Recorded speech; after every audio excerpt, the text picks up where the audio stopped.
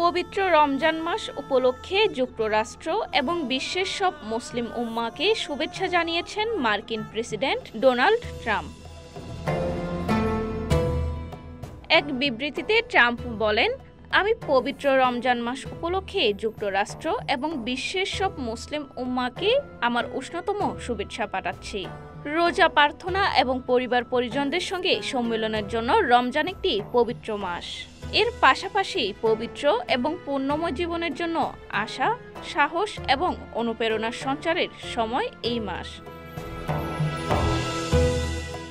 তিনি আরও বলেন, লাখ লাখ মার্কিন মুসলিম এমন একটা সময় তাদের রোজা পালন শুরু করেছেন যখন আমার প্রশাসন ধর্মীয় স্বাধীনতাকে সমুন্নত রাখার প্রতিশ্রুতি দিচ্ছে, যা মার্কিন জীবনধারার একটি অবিচ্ছেদ্য অংশ। Desk report, CTG news, Chittagong.